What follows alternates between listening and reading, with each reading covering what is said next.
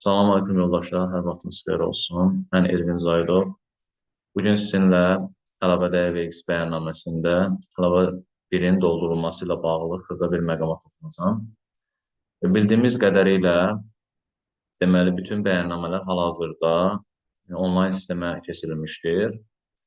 Bununla bağlı da əlavə dəyər vergisi bəyannaməsində əlavə birin doldurulması ilə bağlı yoldaşlarda xırda yəni, problemlər yaranmışdır.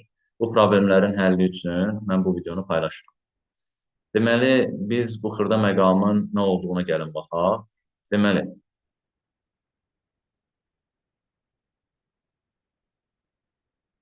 mən öz əlavə dəyər vergisi bəyannaməmi açıram onlayn sistemdən. Siz burada belə deyək ki, əlavə dəyər vergisi bəyannaməsində əlavə bir nə işə yarayır? Deməli, biz xaricdən mal gətirəndə, əgər ƏDV ödəyicisi isə, gömrükdə ödədiyimiz ƏDV-ni burada yaranan, yəni satış edərkən yaranan öhdəliklə əvəzləşdirə bilirik. Biz də gömrükdən mal keçirəndə bizə yük gömrük bəyannamələri təqdim olunur. Həmin yük gömrük bəyannamələrinin məlumatlarını bura daxil etdiyimiz zaman həmin əlavə dəyər vergilərini əvəzləşdirə bilirik. Burada biz problem nədən ibarətdir? Əlavə birdə biz burada əlavə et düyməsini basdığımız zaman sətir kodunu seçirik və burada yük gömrük bəyannaməsi məlumatını tapmır. Yəni, heç bir yoldaşa bunu tapmır. İndi bəzilərində bəlkə də göstərir, amma məlumat gəlmir. Bunun həlli yolu bəsitdir əslində. Burada iptal vurub Excel nümunəsi əsasında biz bunu buraya yükləyəcəyik.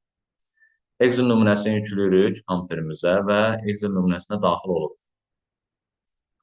Burada Excel nümunəsi açıldığı zaman biz burada bu Excel nümunəsinin necə doldurulması lazımdır qeydini görürük onsuz. Deməli, bu qeydi buradan silirik. Bizdə burada sətir kodu hissəsi, bu faylı özünü yükləsəz, yəni bunu da qəbul edəməyəcək. Çünki burada özündə də problem var. Burada sətir kodu hissəsində bu formatı dəyişməliyik. Yeni format əlavə etməliyik bura. Buradan deməli, biz bilirik ki, sətir kodları 3 rəqəmli olur, 3-dən 0 yığırıq və bu formatı dəyişirik. Sonra tarix hissəsi olduğu kimi, yəni daxil edə bilərsiniz rahat. Amma burada YGB-nin sorğu nömrəsi hissəsi, yəni nömrəsi hissəsi bunu da düzgün əlavə eləmir. Burada da həmin prosesi yerinə yetiririk və buradan biz bilirik ki, YGB-lər 14 rəqəmli olur, 14 dənə 0 əlavə edirik.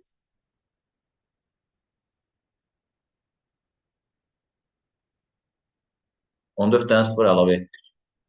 Deməli, siz indi istədiyiniz kimi məlumatları daxil edə bilərsiniz. Deməli, bir YGB açaq, hal-hazırda məndə olan nümunəyə əsasən bir dənə yük gömrük bəyannaməsi açacağam.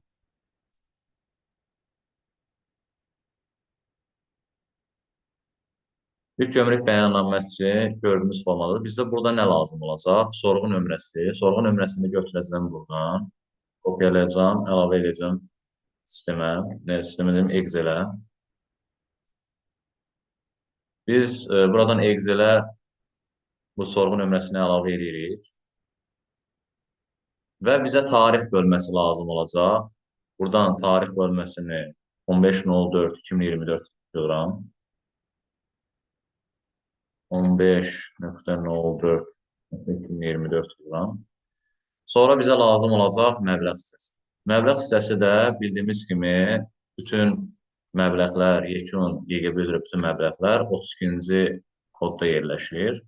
Bu kodu biz buradan kodun qabağındakı məbləği yığmalıyıq, əlavə eləməliyik. İndi bunu necə edirik? Bizə bu ƏDV hissəsidir. Bizə lazımdır bunun hesablandığı əsas məbləğ və burada 19.063,82 qəpik bərabərdir qoyuram 19.063,82 qəpik bölürəm 0,18-ə və tapıram ki, bu hansı məbləğə əsasən hesablanır.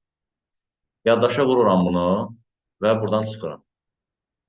Öz yük gömrük ƏDV bəyannamə açıram və siz də həmin fayla nə qədər yük gömrük bəyannaməniz varsa əlavə edib, bura əlavə edə bilərsiniz. Və Burada əlavə biri açıram. Buradan sənəd yüklə hissəsinə toxunuram və hal-hazırda məndə olan, baxın, fayl budur. Bunu əlavə edirəm bu hissəyə və gördüyünüz kimi özü gəlib düşür.